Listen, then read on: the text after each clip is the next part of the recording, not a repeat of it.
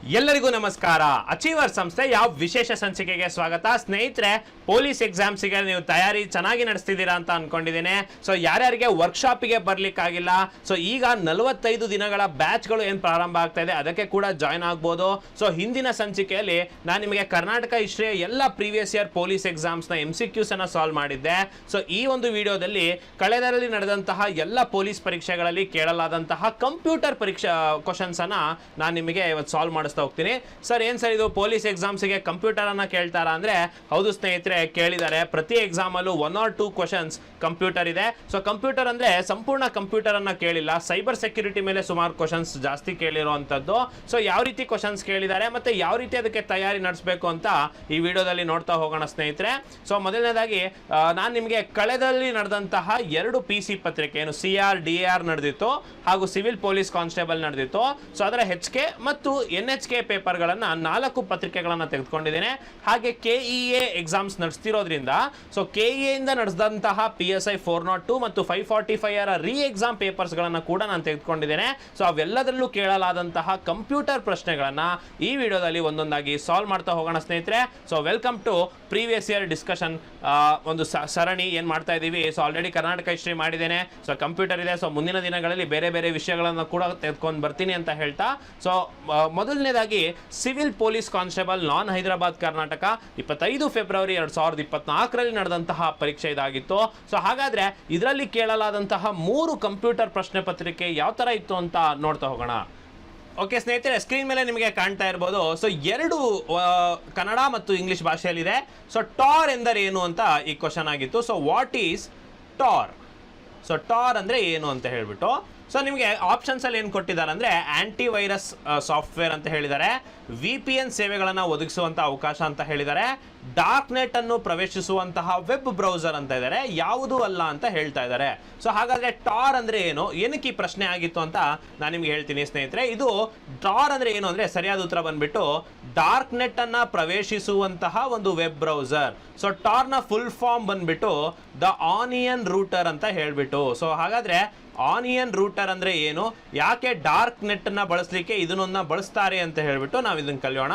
So ಅದಾದ್ಮೇಲೆ ಯಾಕೆ ಈ ರೀತಿಯ ಪ್ರಶ್ನೆಗಳನ್ನ ಪೊಲೀಸ್ ಎಕ್ಸಾಮ್ ಅಲ್ಲಿ ಕೇಳಿದ್ದಾರೆ ಅನ್ನೋದನ್ನ ಕೂಡ ಗಮನಿಸ್ತಾ ಹೋಗೋಣ. ಸೊ ನೋಡಿ ಸ್ನೇಹಿತರೆ, ಇಂಟರ್ನೆಟ್ ನಲ್ಲಿ ಅಥವಾ ಏನು ನಾವು ಇಂಟರ್ನೆಟ್ ನಲ್ಲಿ 3 ತರಹ ವೆಬ್ ಇದೆ ಅಂತ ನಾವು ಹೇಳ್ತೀವಿ. ಸೊ ಏನಂತಂದ್ರೆ, ಮೊದಲನೇದು ಸರ್ಫೇಸ್ ವೆಬ್ ಅಂತ. ಈ ಸರ್ಫೇಸ್ ವೆಬ್ ಅಂದ್ರೆ ನೀವು ಜಸ್ಟ್ ಸರ್ಚ್ ಮಾಡಿದ ತಕ್ಷಣ ಅದರ ಬ್ಲಾಗ್ ಆಗಿರಲಿ ಅಥವಾ ಪರ್ಟಿಕ್ಯುಲರ್ ವಿಕಿಪೀಡಿಯಾ ಆಗಿರಲಿ ತಕ್ಷಣ ಓಪನ್ ಆಗ್ತದಲ್ವಾ, ಅದನ್ನೆಲ್ಲವನ್ನು ನಾವು ಸರ್ಫೇಸ್ ವೆಬ್ ಅಂತ ನಾವು ಕರಿತೀವಿ. ಅಂದ್ರೆ ಎಲ್ಲರಿಗೂ ಕೂಡ ಹುಡುಕ್ ತಕ್ಷಣ ಸಿಗತ್ತೆ, ಅದನ್ನ ಸರ್ಫೇಸ್ ವೆಬ್ ಅಂತ ಕರಿತೀವಿ. ಇನ್ನು 2ನೇ ವೆಬ್ ಇದೆ ಅಲ್ವಾ, ಸೊ ಇದನ್ನ ಡೀಪ್ ವೆಬ್ ಅಂತ ಕರಿತೀವಿ. ಸೊ ಈ ಡೀಪ್ ವೆಬ್ ಅಂದ್ರೆ ಏನು ಅಂತಂದ್ರೆ, ಈಗ ನೋಡಿ, ಸರ್ಕಾರಿ ದಾಖಲೆಗಳನ್ನ, ನಿಮ್ಮ ಆಧಾರ್ ಡೇಟಾವನ್ನ ಅಥವಾ ಯಾವುದೇ ಕಂಪನಿಯ ಒಂದು ಮಾಹಿತಿಯನ್ನ ಎಲ್ಲವನ್ನ ಡೀಪ್ ವೆಬ್ ಅಲ್ಲಿ ಇಟ್ಟಿರ್ತಾರೆ. ಸೊ ಈ ಡೀಪ್ ವೆಬ್ ತಕ್ಷಣ ಸರ್ಚ್ ಮಾಡದೆ ಸಿಗದೆ ಇರ್ಬೋದು, ಆದರೆ ಪಾಸ್ವರ್ಡ್ ಅನ್ನ ಹಾಕಿರೋ ಮುಖಾಂತರ ಅಥವಾ ಆಕ್ಸೆಸ್ ಅನ್ನ ತೆಗೆದುಕೊಳ್ಳೋ ಮುಖಾಂತರ ಈ ಒಂದು ವೆಬ್ ಅನ್ನ ಕೂಡ ಆಕ್ಸೆಸ್ ಮಾಡಬಹುದು. ಸೊ ಸಾಮಾನ್ಯವಾಗಿ ಲೀಗಲ್ ಡಾಕ್ಯುಮೆಂಟ್ಸ್ ಇಂದ ಹಿಡಿದು ಸರ್ಕಾರಿ ರೆಕಾರ್ಡ್ಸ್ ಇಂದ ಹಿಡಿದು ಹಾಗೆ ಕಂಪನಿಯ ಮಾಹಿತಿ ಎಲ್ಲವೂ ಕೂಡ ಈ ಡೀಪ್ ವೆಬ್ ನಲ್ಲೇ, ಅಂದ್ರೆ ಆಲ್ಮೋಸ್ಟ್ ನೀವು ಹೇಳ್ಬೋದು 80% ಆಫ್ ಇಂಟರ್ನೆಟ್ ಡೇಟಾ ಈ ಡೀಪ್ ವೆಬ್ ನಲ್ಲೇ ಇದೆ ಅಂತ ನೀವು ಗಮನಿಸಬಹುದು. ಹಾಗಾದ್ರೆ ಇಲ್ಲಿ ಕೇಳ್ತಾ ಇರುವಂತದ್ದು ಯಾವ್ದು ಬಗ್ಗೆ ಅಂತಂದ್ರೆ, ಅದು ಡಾರ್ಕ್ ವೆಬ್. ಸೊ ಅದು ಎಲ್ಲಿರುತ್ತೆ ಅಂದ್ರೆ ಅದಕ್ಕಿಂತ ಅಂಡರ್ ಅಲ್ಲಿ ಇರುತ್ತೆ, ಇದನ್ನ ಡಾರ್ಕ್ ವೆಬ್ ಅಂತ ಕರಿತೀವಿ. ಸೊ ಇದನ್ನ ಯಾವುದೇ ರೀತಿ ನಾರ್ಮಲ್ ವೆಬ್ ಬ್ರೌಸರ್ ನಲ್ಲಿ ಅಥವಾ ಯಾವುದೇ ರೀತಿ ನಾವು ಡೈರೆಕ್ಟ್ ಆಕ್ಸೆಸ್ ಇಲ್ಲದೆ, ಪ್ರೈವಸಿ ಇಲ್ಲದೆ ನಮಗೆ ಇದಕ್ಕೆ ಎಂಟರ್ ಆಗ್ಲಕ್ ಬರಲ್ಲ. ಸೊ ಹಾಗಾದ್ರೆ ಈ ಡಾರ್ಕ್ ವೆಬ್ ಅನ್ನ ಏನಕ್ಕೆ ಬಳಸ್ತಾರೆ ಅಂತಂದ್ರೆ, ಇಲ್ಲೀಗಲ್ ಆಕ್ಟಿವಿಟೀಸ್ಗೆ ಬಳಸ್ತಾರೆ. ಸೊ ಇಲ್ಲೀಗಲ್ ಆಕ್ಟಿವಿಟೀಸ್ ಅಂದ್ರೆ ಏನು, ಒಂದು ಡ್ರಗ್ಸ್ ಅನ್ನ ಮಾಡ್ಲಿಕ್ಕೆ ಅಥವಾ ಯಾವುದೇ ರೀತಿ ಅಮ್ಯುನೇಷನ್ಸ್ ಅನ್ನ ಖರೀದಿ ಮಾಡ್ಲಿಕ್ಕೆ, ಸೊ ಎಲ್ಲದಕ್ಕೂ ಈ ಡಾರ್ಕ್ ವೆಬ್ ಅನ್ನ ಏನು ಬಳಸಲಾಗುತ್ತೆ. ಸೊ ಡಾರ್ಕ್ ವೆಬ್ ಅನ್ನ ಹಲವಾರು ನೋಡ್ಗಳ ಮುಖಾಂತರ ಏನ್ ಮಾಡಿರ್ತಾರೆ, ಸೊ ಒಂದು ಅವರದೇ ಆದ ಒಂದು ಸರ್ವರ್ ಅನ್ನ ತಯಾರು ಮಾಡಿಕೊಂಡು ಸೊ ಅದನ್ನ ಆಕ್ಸೆಸ್ ಮಾಡ್ಕೊಳ್ಳೋ ತರ ಮಾಡ್ಕೊಂಡಿರ್ತಾರೆ. ಸೊ ಈಗ ಸಾಮಾನ್ಯವಾಗಿ ನೀವು ಕೇಳಿರ್ತೀರಾ, ಸೊ ಈಗ ಡ್ರಗ್ಸ್ ಎಲ್ಲಿ ಸಿಗ್ತದೆ ಅಂತ ಒಬ್ಬ ಪೊಲೀಸ್ ಹುಡ್ಕಕ್ ಹೋದ್ರೆ ಸಿಗದೆ ಇರ್ಬೋದು, ಆದ್ರೆ ಒಬ್ಬ ಯಾರು ಡ್ರಗ್ಸ್ ಸೇವನೆ ಮಾಡ್ತಾನೆ ಅವನಿಗೆ ಪಕ್ಕ ಸಿಗತ್ತೆ ಅಂತ, ಯಾಕಂತಂದ್ರೆ ಅವನಿಗೆ ಅಕಳ್ ದಾರಿ ಗೊತ್ತಿರುತ್ತೆ ಅಂತ ಹೇಳ್ಬಿಟ್ಟು. ಸೊ ಹಾಗಾಗಿ ಡಾರ್ಕ್ ನೆಟ್ ನಾವು ಅಬ್ಸರ್ವ್ ಮಾಡ್ಲಿಕ್ಕೆ ನಾವು ಈ ತರ ಒಂದು ರೂಟರ್ ಅನ್ನ ಬಳಸ್ತೀವಿ. ಸೊ ಇದಕ್ಕೆ ದ ಆನಿಯನ್ ರೂಟರ್, ಟಾರ್ ಅಂತ ಕರಿತೀವಿ. ಸೊ ಟಾರ್ ಅಂತ ಯಾಕೆ ಹೆಸರಿಟ್ಟಿದ್ದಾರೆ ಅಂದ್ರೆ, ನೋಡಿ, ಇದು ಇದು ಈರುಳ್ಳಿಯಲ್ಲಿ ಹೇಗೆ ಸಿಪ್ಪೆಗಳಿರ್ತಾವಲ್ವಾ, ಸೊ ಒಂದು ಲೇಯರ್ ಆದ್ಮೇಲೆ ಒಂದು ಲೇಯರ್, ಒಂದು ಲೇಯರ್ ಆದ್ಮೇಲೆ ಒಂದು ಲೇಯರ್, ಒಂದು ಲೇಯರ್ ಆದ್ಮೇಲೆ ಒಂದು ಲೇಯರ್ ಇರುತ್ತಲ್ವಾ. ಸೊ ಈ ಡಾರ್ಕ್ ನೆಟ್ ಅನ್ನು ಆಕ್ಸೆಸ್ ಮಾಡಲಿಕ್ಕೆ ಒಂದು ಲೇಯರ್ ಅನ್ನು ಆಕ್ಸೆಸ್ ಮಾಡ್ತೀರಾ, ನಂತರ ಮತ್ತೆ ಪ್ರೈವಸಿ ಪರ್ಮಿಷನ್ ಎಲ್ಲ ತೆಗೆದುಕೊಂಡು ಇನ್ನೊಂದು ಲೇಯರ್ ಅನ್ನು ಆಕ್ಸೆಸ್ ಮಾಡ್ತೀರಾ. ಸೊ ಆ ಥರ ಲೇಯರ್ ವೈಸ್ ನಿಮ್ಗೆ ಏನು ಮಾಡಿರ್ತಾರೆ, ಸೆಕ್ಯೂರಿಟಿನ ಇಟ್ಟಿರ್ತಾರೆ ಡಾರ್ಕ್ ನೆಟ್ ಅನ್ನು ಆಕ್ಸೆಸ್ ಮಾಡಲಿಕ್ಕೆ. ಯಾಕಂದ್ರೆ ಎಲ್ಲ ಸೀಕ್ರೆಟ್ ಇನ್ಫಾರ್ಮೇಶನ್ಗಳನ್ನ ಮತ್ತೆ ಎಲ್ಲ ರೀತಿಯ ಮಾಹಿತಿಯನ್ನ ಈ ಡಾರ್ಕ್ ನೆಟ್ ಅಲ್ಲಿ ಇರುತ್ತೆ ಅಂತ ಹೇಳ್ತಾರೆ. ಸೊ ಸಾಮಾನ್ಯವಾಗಿ ಜರ್ನಲಿಸ್ಟ್ಗಳು ಅಥವಾ ಏನು ಇನ್ವೆಸ್ಟಿಗೇಷನ್ ಅಲ್ಲಿ ಬಳಸಿದಂಥವ್ರು, ಇಂಟೆಲಿಜೆನ್ಸ್ನವರು ಈ ಡಾರ್ಕ್ ನೆಟ್ ಅನ್ನು ಕೂಡ ಬಳಸ್ತಾರೆ. ಮತ್ತೆ ಇದು ಇಲ್ಲಿಗಲ್ ಕಾರಣಕ್ಕೂ ಕೂಡ ಇದನ್ನ ಬಳಸಲಾಗುತ್ತೆ. ಸೊ ಆಗಿನ ಟೈಮಲ್ಲಿ ಈ ಪ್ರಶ್ನೆ ಪತ್ರಿಕೆ ಆಗುವಂತ ಸಮಯದಲ್ಲಿ ಇದ್ರ ಬಗ್ಗೆ ಸುದ್ದಿಯಲ್ಲಿ ಇದ್ದಿದ್ರಿಂದ ಈ ಒಂದು ಕ್ವಶನ್ ಆಗಿತ್ತು ಅಂತ ಹೇಳ್ಬೋದು. ಸೊ ಹಾಗಾಗಿ ಈ ರೀತಿಯಾದಂತಹ ರೂಟರ್ಗಳ ಪ್ರಶ್ನೆಗಳನ್ನಾಗಿರ್ಬೋದು ಅಥವಾ ಇದು ಸಂಬಂಧಿತ ಸೈಬರ್ ಸೆಕ್ಯೂರಿಟಿ ಪ್ರಶ್ನೆಗಳಾಗಿರ್ಬೋದು ನೀವು ನೋಡ್ಕೋಬೇಕಾಗತ್ತೆ ಎಕ್ಸಾಮಿಗೆ ಹೋಗ್ತಾ. ಸೊ ಮುಂದಿನ ಪ್ರಶ್ನೆನ ನೋಡೋಣ.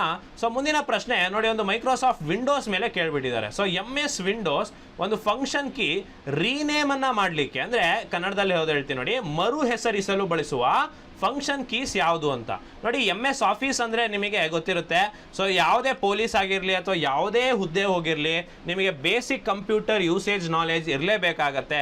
ಸೊ ನಿಮಗೆ ಮೈಕ್ರೋಸಾಫ್ಟ್ ಆಫೀಸ್, ಅದರಲ್ಲೂ ವರ್ಡ್ ಡಾಕ್ಯುಮೆಂಟ್ ಆಗಿರ್ಬೋದು, ಪವರ್ ಪಾಯಿಂಟ್ ಆಗಿರ್ಬೋದು, ಎಕ್ಸೆಲ್ ಆಗಿರ್ಬೋದು, ಅಥವಾ ನಿಮಗೆ ಪೇಂಟ್ ಎಲ್ಲ ಬರುತ್ತಿಲ್ಲ ಅಂದ್ರೆ ಓಕೆ ಸ್ಕೂಲ್ ಟೀಚರ್ಸ್ಗೆ. ಸೊ ಒಟ್ಟಾರೆ ಈ 3 ಪ್ರಮುಖ ಮೈಕ್ರೋಸಾಫ್ಟ್ ಆಫೀಸ್ನಲ್ಲಿ ಬರುವಂಥ ಅಪ್ಲಿಕೇಶನ್ ಸಾಫ್ಟ್ವೇರ್ಗಳು ನೀವು ಕಲ್ತ್ಕೊಳ್ಳೇಬೇಕಾಗತ್ತೆ. ಸೊ ನೀವು ಯಾವುದೇ ಹುದ್ದೆಗೆ ಹೋದ್ರು, ಯಾವುದೇ ಮೇಲ್ದರ್ಜೆ ಹುದ್ದೆ ಹೋದ್ರು ಕೂಡ ಅಥವಾ ಯಾವುದೇ ಹುದ್ದೆಗೆ ಹೋದ್ರು ಕೂಡ ನಿಮಗೆ ಕಂಪ್ಯೂಟರ್ ಯೂಸೇಜ್ ಬರಬೇಕಂತೆ. ಹಾಗಾಗೇನೆ ಇಲ್ಲಿ MS ವಿಂಡೋಸ್ನ ಫಂಕ್ಷನ್ ಕೀಸ್ ಅನ್ನ ಕೇಳಿರುವಂಥದ್ದು.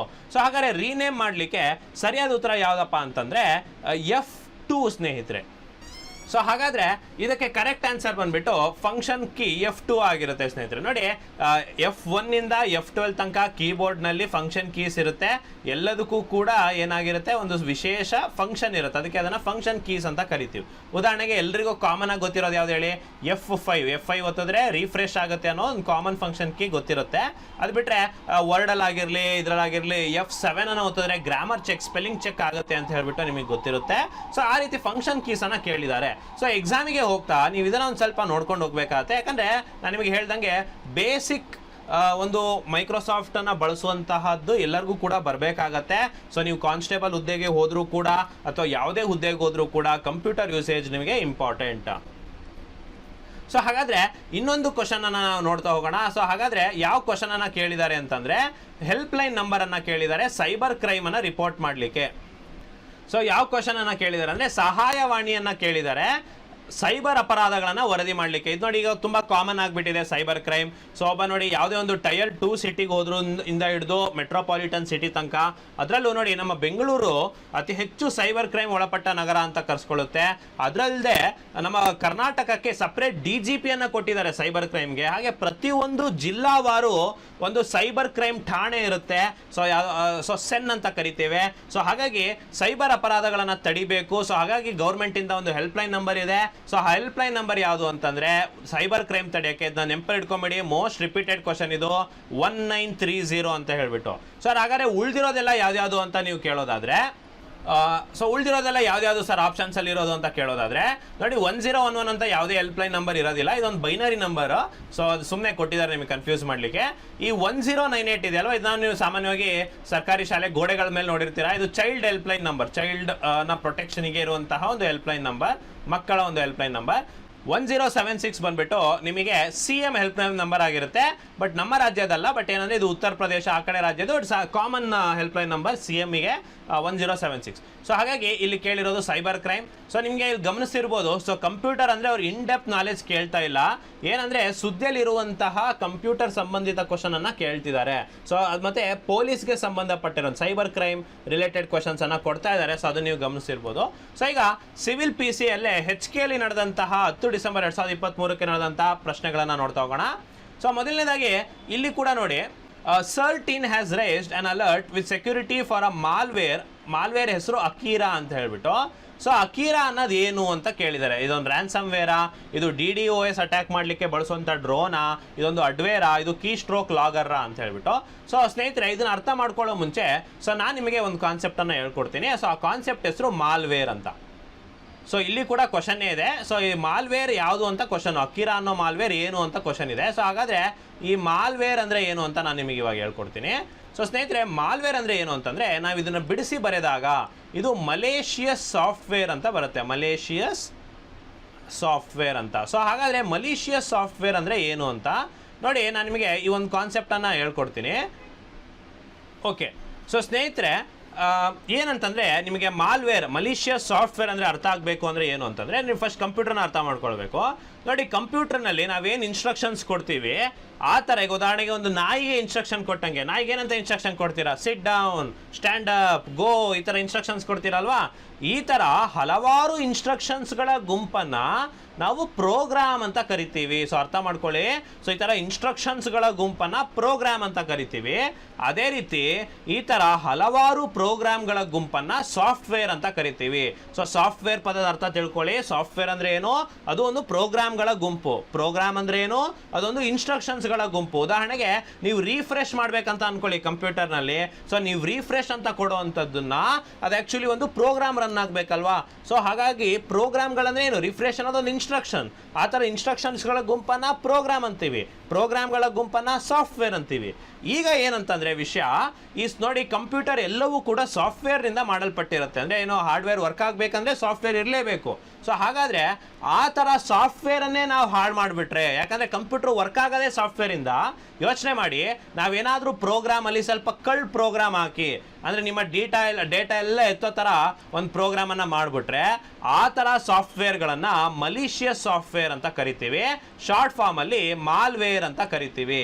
ಸೊ ಏನು ಮಾಡ್ತಾರೆ ಹ್ಯಾಕರ್ಸ್ ಅಥವಾ ಒಬ್ಬ ಕಳ್ಳರು, ಸೈಬರ್ ಕಳ್ಳರು ಏನು ಮಾಡ್ತಾರೆ ಅಂದರೆ, ಹೇಗಾದರೂ ಮಾಡಿ ಆ ಒಂದು ಮಾಲ್ವೇರನ್ನು ನಿಮ್ಮ ಕಂಪ್ಯೂಟರಲ್ಲಿ ಅಥವಾ ನಿಮ್ಮ ಡಿವೈಸ್ನಲ್ಲಿ ಇನ್ಸ್ಟಾಲ್ ಮಾಡಲಿಕ್ಕೆ ಪ್ರಯತ್ನ ಮಾಡ್ತಾರೆ. ಸೊ ಅದನ್ನು ಮಾಡಿಬಿಟ್ಟು ಅವ್ರಿಗೆ ಏನು ಸರ್ ಯೂಸು ಅಂತಂದರೆ, ಅದನ್ನು ಹೇಗೆ ಮಾಡ್ತಾರೆ ಅಂತ ನೋಡಿ, ಒಂದು ಮೆಸೇಜ್ ಕಳಿಸ್ತಾರೆ, 10,000 ರೂಪಾಯಿ ಬಹುಮಾನ ಗೆದ್ದಿದ್ದೀರಾ, ಈ ಲಿಂಕನ್ನು ಒತ್ತಿ ಅಂತ. ಅಥವಾ ವಾಟ್ಸ್ಆ್ಯಪ್ ಫಾರ್ವರ್ಡ್ ಬಂದಿರುತ್ತೇನೋ, ಇದನ್ನು ಮಾಡಿದ್ರೆ 10 GB ಡೇಟಾ ಫ್ರೀ ಕೊಡ್ತಾರೆ ಅಂಬಾನಿ ಅಂತ ಹೇಳ್ಬಿಟ್ಟು. ಸೊ ಯಾರೂ ಫ್ರೀ ಕೊಡೋದಿಲ್ಲ. ನೀವು ಮಿಸ್ ಆಗಿ ಲಿಂಕನ್ನು ಒತ್ತಿದ್ರೆ ನಿಮ್ಮ ಮೊಬೈಲಿಗೆ ಅಥವಾ ನಿಮ್ಮ ಕಂಪ್ಯೂಟರ್ಗೆ ಮಾಲ್ವೇರ್ ಇನ್ಸ್ಟಾಲ್ ಆಗುತ್ತೆ. ಸೊ ಹಾಗಾದರೆ ಮಾಲ್ವೇರ್ ಇನ್ಸ್ಟಾಲ್ ಆದ ತಕ್ಷಣ ಏನು ಮಾಡುತ್ತೆ ಅಂತಂದರೆ, ಐದರ್ ನಿಮ್ಮ ಡೇಟಾ ಸೋರಿಕೆ ಮಾಡುತ್ತೆ ಅಥವಾ ನಿಮ್ಮ ಮೊಬೈಲ್ನಲ್ಲಿರುವಂಥ ಸೆಟ್ಟಿಂಗ್ಸ್ಗಳನ್ನು ಬದಲಾಯಿಸುತ್ತೆ. ನಿಮಗೆ ಈಗ ನೋಡಿ, ಕ್ಯಾಮ್ರಾ ಪರ್ಮಿಷನ್ ನೀವು ಕೊಡಬೇಕಂತಿಲ್ಲ, ನಿಮ್ಮ ಕ್ಯಾಮ್ರಾ ಆಕ್ಸೆಸ್ ಮಾಡ್ಕೊಳ್ಳುತ್ತೆ, ನಿಮ್ಮ ಫೋನ್ ಕಾಂಟ್ಯಾಕ್ಟ್ಸ್ ಆಕ್ಸೆಸ್ ಮಾಡ್ಕೊಳ್ಳುತ್ತೆ. ಸೊ ಎಲ್ಲ ಥರ ಹ್ಯಾಕನ್ನು ಮಾಡ್ಬೋದು ನಿಮಗೆ ಒನ್ಸ್ ಮಾಲ್ವೇರ್ ನಿಮ್ಮಲ್ಲಿ ಇನ್ಸ್ಟಾಲ್ ಆಯ್ತು ಅಂದರೆ. ಸೊ ಹಾಗಾದರೆ ಈ ಮಾಲ್ವೇರ್ಗಳಲ್ಲಿ ಯಾವ್ಯಾವ ಥರ ಇದೆ ಅಂತ ಅಂದರೆ, ಈ ಮಾಲ್ವೇರ್ಗಳಲ್ಲಿ ತುಂಬ ಪಾಪ್ಯುಲರ್ ಮಾಲ್ವೇರ್ ನಿಮಗೆ ಗೊತ್ತಿರುತ್ತೆ, ಅದು ವೈರಸ್ ಅಂತ ಹೇಳ್ಬಿಟ್ಟು. ವೈರಸ್ ಅಂದರೆ vital information resource under seas ಅಂತ. ಸೊ ಸಾಮಾನ್ಯವಾಗಿ ವೈರಸ್ ಅಟ್ಯಾಕ್ ಆಯಿತು, ನನ್ನ ಸಿಸ್ಟಮ್ಗೆ ಹಾಳಾಯಿತು, ಕ್ರ್ಯಾಶ್ ಆಯಿತು ಅಂತೆಲ್ಲ ಹೇಳ್ತಾ ಇರ್ತಾರೆ, ನೀವು ಗಮನಿಸಿರ್ತೀರಾ. ಸೊ ಆ ಥರ ವೈರಸ್ ಅಂತ ಬರುತ್ತೆ. ಇದು ಸೆಲ್ಫ್ ರೆಪ್ಲಿಕೇಟಿಂಗ್ ಆಗುವಂಥ ಪ್ರೋಗ್ರಾಮ್, ಅಂದರೆ ಒಂದೇ ಪ್ರೋಗ್ರಾಮು ರೆಪ್ಲಿಕೇಟ್ ಆಗಿ ಆಗಿ ಆಗಿ ಆಗಿ ರನ್ ಆಗಿ ಆಗಿ ಆಗಿ ಹ್ಯಾಂಗ್ ಆಗ್ಬಿಡುತ್ತೆ ಗೊತ್ತಾ, ಫೋನು ಹ್ಯಾಂಗ್ ಆಗಿರೋದನ್ನ ನೋಡಿರ್ತೀರಾ. ಸೊ ಅದು ಒಂದು ರೀತಿಯ ಏನು ಮಾಲ್ವೇರ್. ಸೊ ಹಾಗಾಗಿ ಈ ಥರ ಹಲವಾರು ಥರ ಮಾಲ್ವೇರ್ಗಳು ಬರುತ್ತೆ. ಟ್ರೋಜನ್ ಹಾರ್ಸ್ ಅಂತ ಒಂದು ಮಾಲ್ವೇರ್ ಇದೆ.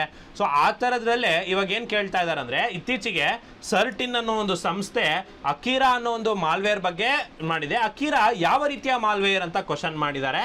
ಸೊ ಇದು ರ್ಯಾನ್ಸಮ್ ವೇರ್ ಆಗಿರುತ್ತೆ ಸ್ನೇಹಿತರೆ.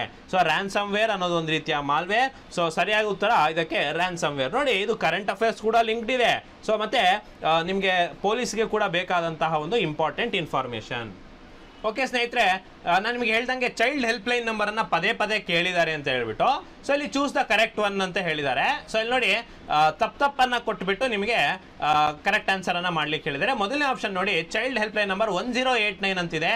ಇದು ರಾಂಗ್ ಸ್ನೇಹಿತರೆ. ಚೈಲ್ಡ್ ಹೆಲ್ಪ್ಲೈನ್ ನಂಬರ್ ನಾನು ನಿಮಗೆ ಆವಾಗಲೇ ಹೇಳ್ದಂಗೆ 1098 ಆಗಿರುತ್ತೆ. ಸೊ ಇನ್ನು ಎಮರ್ಜೆನ್ಸಿ ರೆಸ್ಪಾನ್ಸ್ ಸಿಸ್ಟಮ್ನ ನಂಬರ್ 100 ಅಂತ ಹೇಳಿದ್ದಾರೆ. ಅಲ್ಲ ಸ್ನೇಹಿತರೆ, ಎಮರ್ಜೆನ್ಸಿ ಸಿಸ್ಟಮ್ ನೀವು ನೋಡಿರ್ತೀರ ಪೊಲೀಸ್ಗಳನ್ನು 112 ಅಂತ ಕರಿತೀವಿ. So emergency number 112, not 100. ಇನ್ನು ಸೈಬರ್ ಕ್ರೈಮ್ ರಿಪೋರ್ಟಿಂಗ್ ಪೋರ್ಟಲ್ 1930, ಇದು ಸರಿಯಾಗಿ ಕೊಟ್ಟಿದ್ದಾನೆ. So senior citizen helpline number 1457 ಅಂತ ಬರುತ್ತೆ. ಸೀನಿಯರ್ ಸಿಟಿಸನ್ ಹೆಲ್ಪ್ಲೈನ್ ನಂಬರ್ 14567 ಅಂತ ಒಂದು ನಂಬರ್ ಬರುತ್ತೆ, 1009 ಅಲ್ಲ. ಸೊ ಹಾಗಾಗಿ ಸರಿಯಾಗಿ ಕೊಟ್ಟಿರುವಂತಹ ಆನ್ಸರ್ ಬಂದ್ಬಿಟ್ಟು ಸೈಬರ್ ಕ್ರೈಮ್ 1930.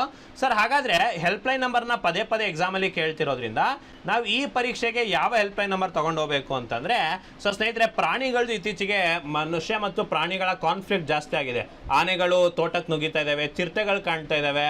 ಸೊ ನೀವು ಇದನ್ನೆಲ್ಲ ಗಮನಿಸ್ತಿರ್ತೀರಾ.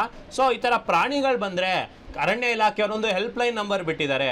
ಸೊ ಯಾರು ಈ ವಿಡಿಯೋ ನೋಡ್ತಾ ಇದ್ದೀರಾ, ಕಮೆಂಟ್ ಸೆಕ್ಷನ್ ಅಲ್ಲಿ ತಿಳಿಸಿ ಆ ಪ್ರಾಣಿಗಳು ಮತ್ತೆ ಮನುಷ್ಯರ ಕಾನ್ಫ್ಲಿಕ್ಟ್ಗೆ ಕರ್ನಾಟಕ ಅರಣ್ಯ ಇಲಾಖೆಯಿಂದ ಬಿಟ್ಟಿರುವಂಥ ಹೆಲ್ಪ್ ಲೈನ್ ನಂಬರ್ ಯಾವುದು ಅಂತ. ಸೊ ಅದ್ರ ಜೊತೆಗೆ ಈ ಥರ ಸುಮಾರು ಹೆಲ್ಪ್ ಲೈನ್ ನಂಬರ್ ಬರುತ್ತೆ ಸ್ನೇಹಿತರೆ. ನಿಮ್ಗೆ ಆಸ್ ಅ ಸ್ಟೂಡೆಂಟ್ ಮತ್ತು ಆಸ್ ಎ ಆಸ್ಪಿರೆಂಟ್ ನಿಮಗೆ ಗೊತ್ತಿರಲೇಬೇಕು. ಉದಾಹರಣೆಗೆ ನೀವು ಯಾರಾದ್ರು ಗ್ರಾಮೀಣ ಮಕ್ಕಳು ಇದ್ರೆ ವಿಡಿಯೋಸ್ ನೋಡ್ತಾ ಇದ್ರೆ ನಿಮ್ಮ ಮನೇಲಿ ಹಸು ಇರುತ್ತೆ ಅಂತ ಅನ್ಕೋಣ, ಹಸುಗೆ ಹುಷಾರ್ ತಪ್ಪಿರುತ್ತೆ ಅಂತ ಅನ್ಕೋಣ.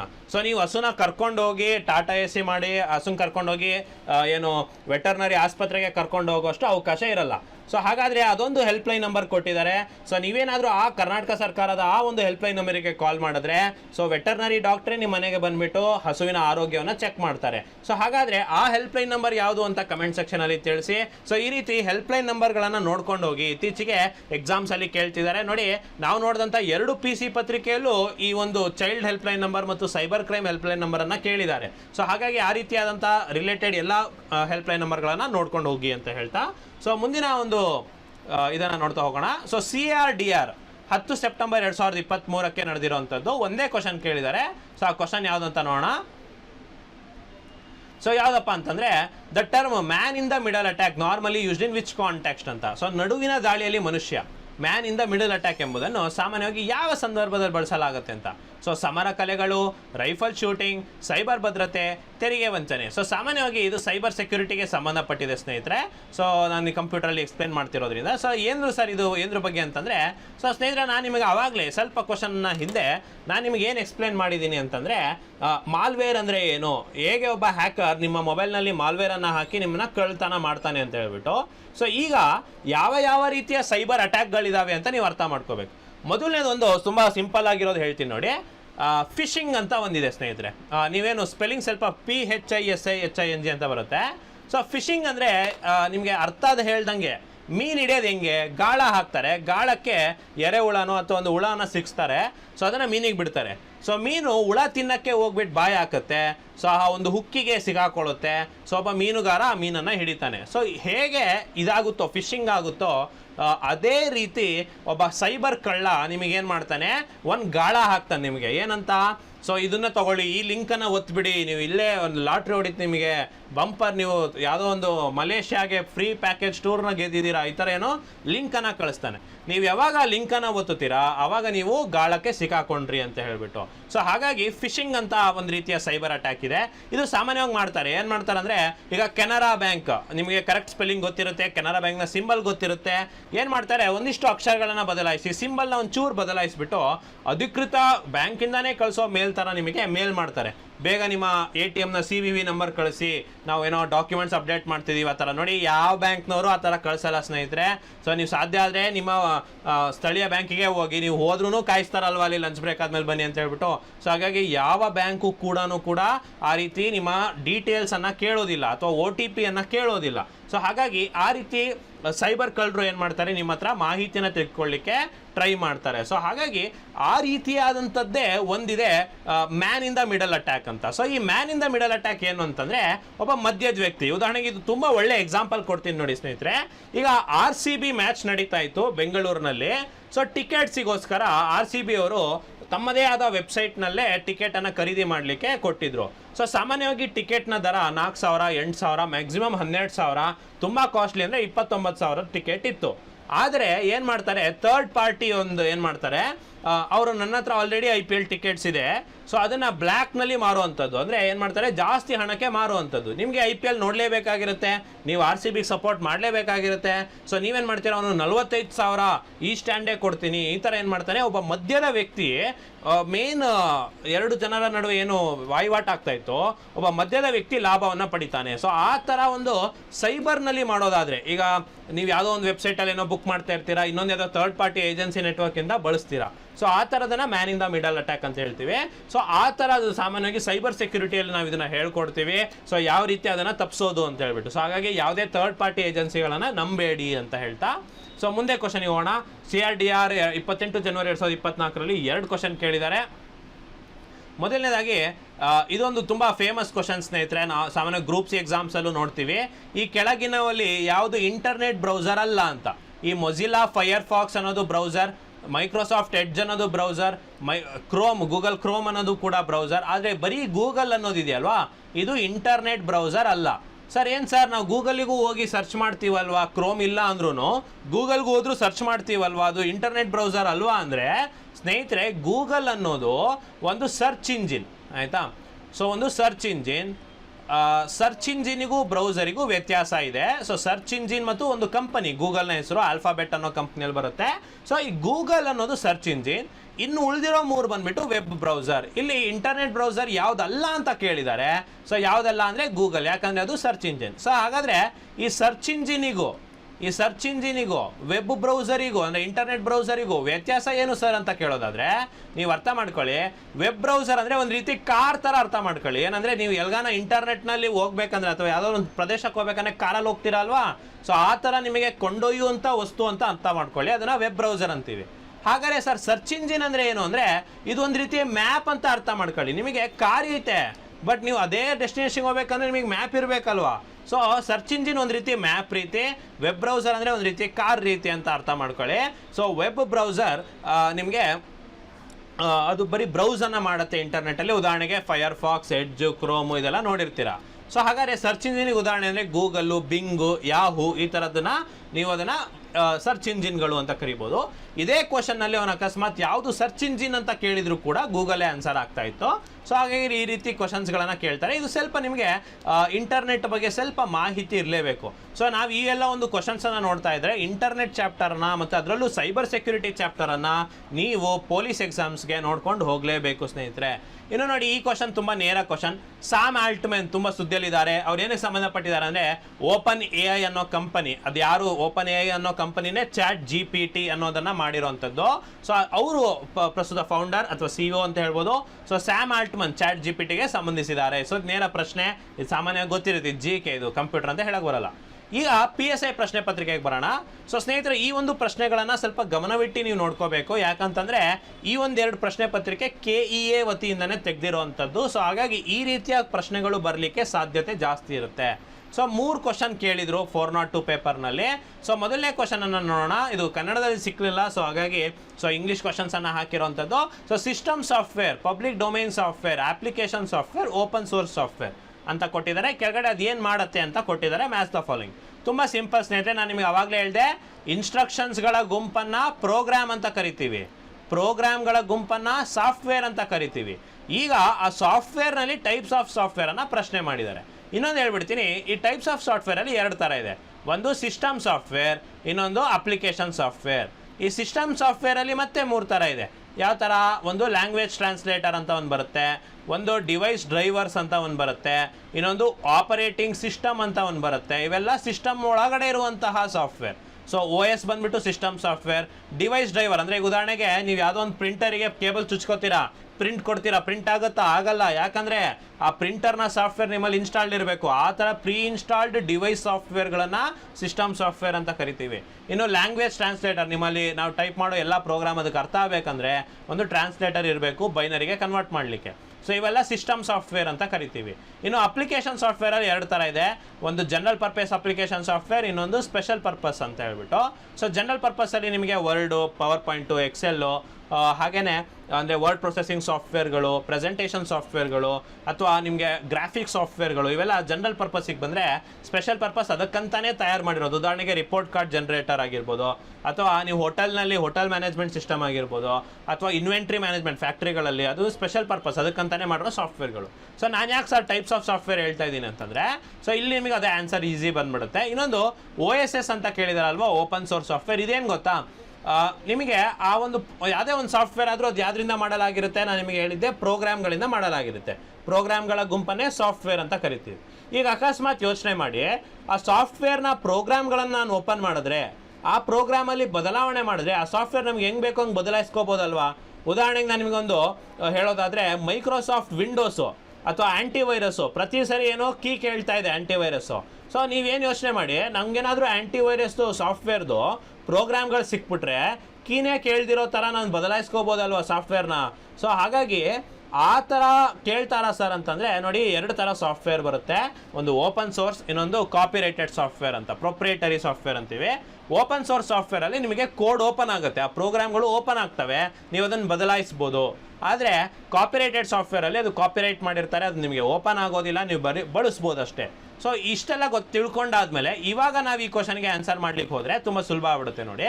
ಸೊ ಸಿಸ್ಟಮ್ ಸಾಫ್ಟ್ವೇರ್ ಅಂದರೆ ಏನಂತ ಹೇಳಿದೆ ನಾನು, software which controls operational and processing capabilities of computer system. ಹೌದಲ್ವಾ ಸ್ನೇಹಿತರೆ? ಸೊ ಏನು ಸಿಸ್ಟಮ್ ಸಾಫ್ಟ್ವೇರೇ ಅಲ್ವಾ, ಕಂಪ್ಯೂಟರ್ ಇಂಟರ್ನಲ್ ಮ್ಯಾಟರ್ಸನ್ನು ನೋಡ್ಕೊಳ್ಳುತ್ತೆ.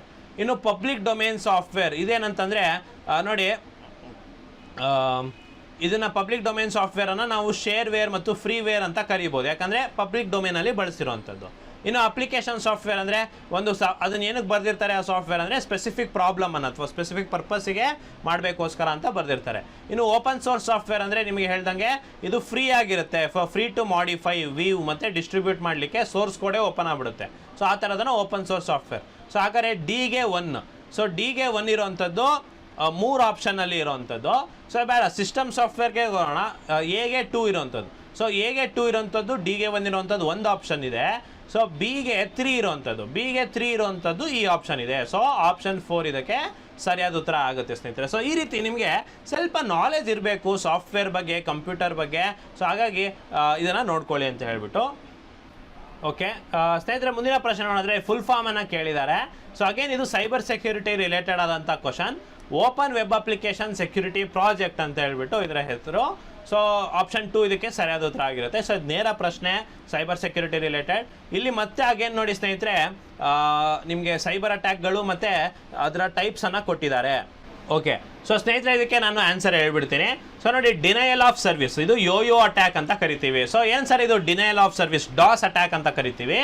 ಏನಂದರೆ ಯೋಚನೆ ಮಾಡಿ, ಸಾಮಾನ್ಯವಾಗಿ ನೀವು ಈ ಕುವೆಂಪು ಯೂನಿವರ್ಸಿಟಿ ವೆಬ್ಸೈಟು ಅಥವಾ ಯಾವುದೇ ಎಕ್ಸಾಮ್ ರಿಸಲ್ಟ್ನ ವೆಬ್ಸೈಟ್ ನೋಡೋಕ್ಕೆ ಹೋದಾಗ ವೆಬ್ಸೈಟ್ ತುಂಬ ಸ್ಲೋ ಆಗಿರುತ್ತಲ್ವ, ಅಥವಾ ಆಲ್ ಟಿಕೆಟ್ ಡೌನ್ಲೋಡ್ ಮಾಡೋಕ್ಕೆ ಹೋದಾಗ ಅಥವಾ ಲಾಸ್ಟ್ ಡೇಟ್ ಅಪ್ಲಿಕೇಶನ್ ಇದ್ದಾಗ ಅಪ್ಲಿಕೇಶನ್ ತುಂಬಕ್ಕೆ ಹೋದಾಗ ಸೊ ತುಂಬ ಸ್ಲೋ ಆಗಿರುತ್ತಲ್ವ. ಕಾರಣ ಏನು ಅಂತಂದರೆ ಆ ಸರ್ವರಿಗೆ ತುಂಬ ಕಂಪ್ಯೂಟರ್ಸ್ ಒಮ್ಮೆಲೆ ಕನೆಕ್ಟ್ ಆಗುತ್ತೆ. ಅವಾಗ ಏನಾಗುತ್ತೆ, ಸರ್ವರ್ ಸ್ಲೋ ಆಗಿ ರೆಸ್ಪಾಂಡ್ ಮಾಡ್ಲಿಕ್ಕೆ ಸ್ಟಾರ್ಟ್ ಮಾಡುತ್ತೆ. ಸೊ ಈ ಥರ ಏನು ಮಾಡ್ತಾರೆ ಅಂದರೆ, ಬೇಕಂತ ಈ ಥರ ಅಮೆಝಾನ್ ಅಥವಾ ಯಾವುದಾದ್ರೂ ಒಂದು ರಿಲೇಟೆಡ್ ಆ್ಯಪ್ಗಳಿಗೆ ಬೇಕಂತ ಸರ್ವರ್ ಇಶ್ಯೂಸ್ನ ಮಾಡಿಬಿಟ್ಟು ಆ ಸರ್ವಿಸ್ನ ಡಿನೈಲ್ ಮಾಡೋ ಥರದಂತಹ ಅಟ್ಯಾಕ್ಗಳನ್ನು ಮಾಡಿಸ್ತಾರೆ. ಸೊ ಅದನ್ನು DOS ಅಟ್ಯಾಕ್ ಅಂತ ಕರಿತೀವಿ. ಇದನ್ನು ಯೋಯೋ ಅಟ್ಯಾಕ್ ಅದಕ್ಕೆ ಉದಾಹರಣೆ. ಇನ್ನು ವೈರಸ್ಸು, ಹಲವಾರು ಥರ ವೈರಸ್ ಬರುತ್ತೆ ಸ್ನೇಹಿತರೆ. ವೈರಸ್ಗಳ ಹೆಸರೆಲ್ಲ ತಿಳ್ಕೊಳ್ಳಿ. ಸೊ ನಾನು ಹೇಳಿದ್ದೀನಿ vital information resource under seize ಅಂತ. ಇದಕ್ಕೆ ಸರಿಯಾದ ಉತ್ತರ ಬಂದ್ಬಿಟ್ಟು ಮೆಲಿಸ್ಸಾ, ಆಯಿತಾ. ಇನ್ನು ರ್ಯಾನ್ಸಮ್ ವೇರ್ ಅಂದರೆ ಕ್ಲಾಪ್ ಅಟ್ಯಾಕ್ ಅಂತ ನಾವು ಕರಿಬೋದು. ಸೊ ನಾವು ಹಲವಾರು ಥರ ರ್ಯಾನ್ಸಮ್, ಆವಾಗಲೇ ಅಕೀರಾ ಅನ್ನೋ ಒಂದು ರ್ಯಾನ್ಸಮ್ ವೇರ್ ಕಲ್ತಿದ್ವಿ. ಇನ್ನು ಮಾಲ್ವೇರ್ ಬಂದು ಬ್ರೈನ್ ಅಂತ ಹೇಳ್ಬಿಟ್ಟು. ಸೊ ಈ ರೀತಿಯಾದಂಥ ಇದೆ. ಸೊ ಇದು ಹೆಸರುಗಳನ್ನು ಕೊಟ್ಟಿದ್ದಾರೆ. ಸೊ ಅದನ್ನು ಮ್ಯಾಚ್ ಆಗುವಂತಹ ಕ್ವಶನ್ಸನ್ನು ನೀವು ನೋಡ್ಬೋದು ಅಂತ ಹೇಳ್ತಾ. ಸೊ ಮುಂದಿನ ಕ್ವಶನ್ ನೋಡೋಣ. ಸೊ ಇನ್ನು PSI 545 ರೀ ಎಕ್ಸಾಮಲ್ಲಿ 2 ಕ್ವಶನನ್ನು ಕೇಳಿದರು. ಸೊ 2 ಒಟ್ಟಿಗೆ ಹಾಕ್ಬಿಟ್ಟಿದ್ದೀನಿ. ಸೊ ಏನಂದರೆ ತುಂಬ ಫಸ್ಟ್ ಕ್ವಶನ್ ತುಂಬ ಈಸಿ ಇದೆ. ಕಂಪ್ಯೂಟರ್ ಮೌಸನ್ನು ಕಂಡುಹಿಡಿದವ್ರು ಯಾರು ಅಂತ. ಸೊ ಡಗ್ಲಸ್ ಇಂಗಲ್ಬರ್ಟ್, ಇದು ನೇರ ಕ್ವಶನ್. ಇನ್ನು ಈ ಒಂದು 2ನೇ ಕ್ವಶನ್ ಸ್ವಲ್ಪ ನಿಮಗೆ ಟಫ್ ಅನ್ಸ್ಬೋದು. ಸೊ ಇಥರ್ನೆಟ್ ವ್ಯವಸ್ಥೆಯ ಕೆಳಗೆ ಯಾವ ತಂತ್ರವನ್ನು ಬಳಸಲಾಗುತ್ತೆ ಅಂದರೆ ಬಸ್ ಟೋಪಾಲಜಿಯನ್ನು ಬಳಸ್ತಾರೆ. ಸೊ ಸ್ನೇಹಿತರೆ ಏನಿದು ಟೋಪಾಲಜಿ ಅಂದರೆ ಅದು ತುಂಬ ಸಿಂಪಲ್ ಆಗಿ ಹೇಳ್ಬಿಡ್ತೀನಿ ನೋಡಿ ಸ್ನೇಹಿತರೆ. ಕಂಪ್ಯೂಟರ್ ನೆಟ್ವರ್ಕನ್ನು ನಾವು ರಚನೆ ಮಾಡಬೇಕು ಅಂದರೆ, ಈಗ ಉದಾಹರಣೆಗೆ ಒಂದು ಕಂಪ್ಯೂಟರ್ನ ನಾನು ರಚನೆ ಇಟ್ಕೊಂಡಿದ್ದೀನಿ, ಇನ್ನೊಂದು ಕಂಪ್ಯೂಟರ್ನ ಇಟ್ಕೊಂಡಿದ್ದೀನಿ ಅಂತ ಅಂದ್ಕೊಳ್ಳೋಣ. ಸೊ ಈ 2 ಕಂಪ್ಯೂಟರ್ ನಡುವೆ ಒಂದು ವೈರ್ ಮುಖಾಂತರ ಕನೆಕ್ಷನ್ ಮಾಡ್ತೀನಿ ಅಂತ ಅಂದ್ಕೊಳ್ಳೋಣ. ಸೊ ಆವಾಗ ನೀವು ಯೋಚನೆ ಮಾಡಿ, ನಾನು ಈ ಕಂಪ್ಯೂಟ್ರಲ್ಲಿರೋ ಡೇಟಾ ಫೈಲ್ಸ್ನ ಇದಕ್ಕೆ, ಈ ಕಂಪ್ಯೂಟ್ರಲ್ಲಿರೋ ಫೈಲ್ಸ್ನ ಇದಕ್ಕೆ ಕಳಿಸ್ಬೋದು. ಸೊ ಇದೇ ಥರ 4 ಕಂಪ್ಯೂಟರ್ನ ನಾನು ವೈರಿಂದ ಕೂಡಿಸಿದ್ರೆ ಸೊ ಏನಾಗುತ್ತೆ, ಒಂದು ಜಾಲ ಆಗುತ್ತೆ, ಒಂದು ನೆಟ್ವರ್ಕ್ ರಚನೆ ಆಗುತ್ತೆ. ಸೊ ಈ ನೆಟ್ವರ್ಕ್ಗಳಲ್ಲಿ ಸೊ ತುಂಬ ಕ್ಲಾಸಿಫಿಕೇಷನ್ಸ್ ಇದೆ. ಲ್ಯಾನ್ ಅಂತ ಇದೆ. ಲ್ಯಾನ್ ಅಂದರೆ ಲೋಕಲ್ ಏರಿಯಾ ನೆಟ್ವರ್ಕ್ ಅಂತ. ಸಾಮಾನ್ಯವಾಗಿ ಕಚೇರಿಗಳಲ್ಲಿ ಬಳಸ್ತಾರೆ. ಒಂದು ಲ್ಯಾನ್ ಕೇಬಲನ್ನು ಕೊಟ್ಟಿರ್ತಾರೆ ಅಥವಾ ಕಾರ್ಡ್ಗಳನ್ನು ಕೊಟ್ಟಿರ್ತಾರೆ. ಅಥವಾ ಅದೇ ಥರ ಏನೋ ಮ್ಯಾನ್ ಅಂತಿದೆ, ಮೆಟ್ರೋಪಾಲಿಟನ್ ಏರಿಯಾ ನೆಟ್ವರ್ಕ್ ಅಂತ. ಏನೋ ಮತ್ತು ವ್ಯಾನ್ ಅಂತಿದೆ, ವೈಡ್ ಏರಿಯಾ ನೆಟ್ವರ್ಕ್ ಅಂತ. ಸೊ ಈ ಥರ ಹಲವಾರು ಕ್ಲಾಸಿಫಿಕೇಷನ್ಸ್ ಇದೆ. ಈ ಒಂದು ನೆಟ್ವರ್ಕ್ಗಳನ್ನು ರಚನೆ ಮಾಡೋಕ್ಕೆ ಪ್ರತಿ ಕಂಪ್ಯೂಟರನ್ನು ನೋಡ್ ಅಂತ ಕರಿತೀವಿ ಸ್ನೇಹಿತರೆ. ನೋಡ್ ಅಂತಂದರೆ ಪ್ರತಿಯೊಂದು ಡಿವೈಸ್ ಯಾವ್ಯಾವುದು ನೆಟ್ವರ್ಕ್ನಲ್ಲಿ ರಚನೆ ಆಗಿರುತ್ತಲ್ವ, ಸೊ ಅದನ್ನೆಲ್ಲ ನೋಡ್ ಅಂತ ಕರಿತೀವಿ. ಈ ನೋಡ್ಗಳ ಅರೇಂಜ್ಮೆಂಟನ್ನೇ ಟೋಪಾಲಜಿ ಅಂತ ಕರಿತೀವಿ. ಸೊ ಟೋಪಾಲಜಿ ಅಂದರೆ ಏನು, ನೋಡ್ಗಳ ಅರೇಂಜ್ಮೆಂಟ್. ಸೊ ಈ ಟೋಪಾಲಜಿಯನ್ನು ಹಲವಾರು ಥರ ಟೋಪಾಲಜಿ ಇದೆ. ಪ್ರಮುಖವಾಗಿ ಬಸ್ ಹೇಗಿರುತ್ತೆ ಅಂದರೆ ಒಂದೇ ವೈರು, ಒಂದೇ ಲೈನು, ಅದಕ್ಕೆ ಕಂಪ್ಯೂಟರ್ಗಳನ್ನು ಕನೆಕ್ಟ್ ಮಾಡಿರ್ತಾರೆ. ಸೊ ಇದನ್ನು ಬಸ್ ಟೋಪಾಲಜಿ ಅಂತ ಕರಿತೀವಿ. ಅದಕ್ಕೆ ತನ್ನದೇ ಆದ ಅಡ್ವಾಂಟೇಜಸ್ ಇದೆ, ಡಿಸ್ಅಡ್ವಾಂಟೇಜಸ್ ಇದೆ. ಅದೇ ಥರ ರಿಂಗ್ ಟೋಪಾಲಜಿ, ರಿಂಗ್ ಥರ ರಚನೆ ಮಾಡುವಂಥದ್ದು. ಸ್ಟಾರ್ ಟೋಪಾಲಜಿ ಹೇಗಿರುತ್ತೆ ಅಂದರೆ ಮಧ್ಯದ ಒಂದು ಕಂಪ್ಯೂಟರ್ನ ಸೆಂಟ್ರಲೈಸ್ಡ್ ಅಡ್ಮಿನಿಸ್ಟ್ರೇಷನ್ ಇಡೋದು. ಸೊ ಅದಕ್ಕೆ ಎಲ್ಲ ಕಂಪ್ಯೂಟರ್ಸ್ಗಳನ್ನು ಕನೆಕ್ಟ್ ಮಾಡುವಂಥದ್ದು. ಇದನ್ನು ಸ್ಟಾರ್ ಟೋಪಾಲಜಿ ಅಂತ ಕರಿತೀವಿ. ಸೊ ಇನ್ನು ಟ್ರೀ ಟೋಪಾಲಜಿ ಅಂತ ಬರುತ್ತೆ. ಅಂದರೆ ಎಲ್ಲ ಥರ ಟೋಪಾಲಜಿಯನ್ನು ಒಂದೇ ಮರದ ರೀತಿ ನಾವು ಕನೆಕ್ಟ್ ಮಾಡೋದನ್ನು ಟ್ರೀ ಅಂತೀವಿ. ಸೊ ಈ ಥರ ಬೇರೆ ಬೇರೆ ಇದೆ. ಸೊ ಸಾಮಾನ್ಯವಾಗಿ ಇಥರ್ನೆಟ್ನ ಮಾಡಲಿಕ್ಕೆ ನಾವು ಬಸ್ ಅನ್ನೋ ಟೋಪಾಲಜಿಯನ್ನು ಬಳಸ್ತೀವಿ ಅಂತ ಅರ್ಥ ಮಾಡ್ಕೊಳ್ಳಿ. ಸೊ ಸ್ನೇಹಿತರೆ, ಇದಾಗಿತ್ತು ಪ್ರೀವಿಯಸ್ ಇರೋ ಎಲ್ಲ ಪೊಲೀಸ್ ಎಕ್ಸಾಮ್ಸ್ಗಳಲ್ಲಿ ಕೇಳಲಾದಂಥ ಕಂಪ್ಯೂಟರ್ ರಿಲೇಟೆಡ್ ಪ್ರಶ್ನೆಗಳು. ಸೊ ನೀವು ಅಬ್ಸರ್ವ್ ಮಾಡ್ದಂಗೆ ಯಾವ್ದ್ರ ಮೇಲೆ ಜಾಸ್ತಿ ಕ್ವಶನ್ ಆಗಿದೆ, ಸೈಬರ್ ಸೆಕ್ಯೂರಿಟಿ ಮೇಲೆ ಕ್ವಶನ್ಸ್ ಆಗಿದೆ. ಸೊ ಹಾಗಾಗಿ ನೀವು ಎಕ್ಸಾಮಿಗೆ ಹೋಗ್ತಾ, ಕಾನ್ಸ್ಟೇಬಲ್ ಎಕ್ಸಾಮ್ಗೆ ಹೋಗ್ತಾ ಕಂಪ್ಯೂಟರ್ನ ಇಗ್ನೋರ್ ಮಾಡಬೇಡಿ. ಸೊ MS ವಿಂಡೋಸ್ ಫಂಕ್ಷನ್ ಕೀಸ್ನ ಕೇಳಿದ್ದಾರೆ. ಸೊ ಜೊತೆಗೆ ಸಾಫ್ಟ್ವೇರ್ ರಿಲೇಟೆಡ್ ಕ್ವಶನ್ಸನ್ನು ಕೇಳಿದ್ದಾರೆ, ಜೊತೆಗೆ ಸೈಬರ್ ಸೆಕ್ಯೂರಿಟಿ ಕೇಳಿದ್ದಾರೆ. ಸೊ ಹಾಗಾಗಿ ಸೈಬರ್ ಸೆಕ್ಯೂರಿಟಿ ಹೆಲ್ಪ್ಲೈನ್ ನಂಬರ್ಗಳು ಇವನ್ನೆಲ್ಲನೂ ಎಕ್ಸಾಮ್ಸ್ಗೆ ನೋಡ್ಕೊಳ್ತಾ ಹೋಗಿ ಅಂತ. ಸೊ ಹಾಗಾಗಿ ಮತ್ತೆ ಇನ್ನೊಂದಿಷ್ಟು ಅಪ್ಕಮಿಂಗ್ ಎಕ್ಸಾಮ್ಸ್ ಎಲ್ಲ ರೀಸೆಂಟ್ ಎಕ್ಸಾಮ್ಸ್ದು ಕ್ವಶನ್ಸನ್ನು ಬಿಡಿಸ್ಕೊಂಡು ಹೋಗಿ ಅಂತ ಹೇಳ್ತಾ. ಸೊ ಸ್ನೇಹಿತರೆ, ಇದಾಗಿತ್ತು ಕಂಪ್ಯೂಟರ್ನ ಎಲ್ಲ ವಿಶ್ಲೇಷಣಾತ್ಮಕ ಕ್ವಶನ್ಸ್ಗಳನ್ನು ಆನ್ಸರ್ ಮಾಡಿರೋವಂಥದ್ದು. ಸೊ ಸ್ನೇಹಿತರೆ, 45 ದಿನಗಳ ಪೊಲೀಸ್ ಬ್ಯಾಚ್ಗೆ ನೀವು ಈಗಲೂ ಕೂಡ ಜಾಯ್ನ್ ಆಗ್ಬೋದು. ಸೊ ಯಾರು ಈ ವಿಡಿಯೋ ನೋಡ್ತಾ ಇದ್ದೀರಾ, ಸೊ ಹೆಚ್ಚಿನ ಮಾಹಿತಿಗಾಗಿ ರಾಘವೇಂದ್ರ ಮಠದ ರಸ್ತೆ, ತಿಲಕ್ ನಗರ್ ಮೊದಲನೇ ಕ್ರಾಸಲ್ಲಿ ಸತತ 11 ವರ್ಷದಿಂದ ಅತ್ಯುತ್ತಮ ಫಲಿತಾಂಶ ದಾಖಲಿಸ್ಕೊಂಡು ಬರ್ತಿರುವಂತಹ ನಿಮ್ಮ ಅಚೀವರ್ ಸಂಸ್ಥೆಗೆ ನೀವು ಖುದ್ದಾಗಿ ಭೇಟಿ ನೀಡ್ಬೋದು, ಅಥವಾ ಸ್ಕ್ರೀನ್ ಮೇಲೆ ಕಾಣ್ತಿರುವಂಥ ನಂಬರ್ಗೆ ನೀವು ಸಂಪರ್ಕಿಸ್ಬೋದು ಅಂತ ಹೇಳ್ತಾ. ಸೊ ಪೊಲೀಸ್ ಪರೀಕ್ಷೆಗೆ ಉನ್ನತ ರೀತಿಯಲ್ಲಿ ತಯಾರಾಗಿ, ಸೊ ಇದೇ ರೀತಿ ಮುಂಬರುವಂತಹ ನೋಡಿ FDSDA ಕಾಲ್ ಆಗುತ್ತೆ. ಸೊ ವಸತಿ ಶಾಲೆಯಲ್ಲಿ ಶಿಕ್ಷಕರು ಮತ್ತು FDSDA ಕಾಲ್ ಆಗುತ್ತೆ. ಇನ್ನು ಟೂರಿಸಂ ಇಲಾಖೆ, ಇನ್ನು ಬೇರೆ ಬೇರೆ ಇಲಾಖೆಗಳಲ್ಲಿ ಕೂಡ ಸುಮಾರು ಪರೀಕ್ಷೆಗಳು VA ಎಕ್ಸಾಮ್ಸ್ ಕಾಲ್ ಆಗುತ್ತಾ ಇದೆ. ಸೊ ಎಲ್ಲವೂ ಕೂಡ ಮುಂದಿನ ದಿನಗಳಲ್ಲಿ KA ಮತ್ತು KPSC ಥ್ರೂ ನೇಮಕಾತಿ ಆಗುತ್ತೆ. ಸೊ ಹಾಗಾಗಿ ಸೊ ನಿಮ್ಮ ಒಂದು ಪ್ರಿಪ್ರೇಷನನ್ನು ಬಿಡಬೇಡಿ.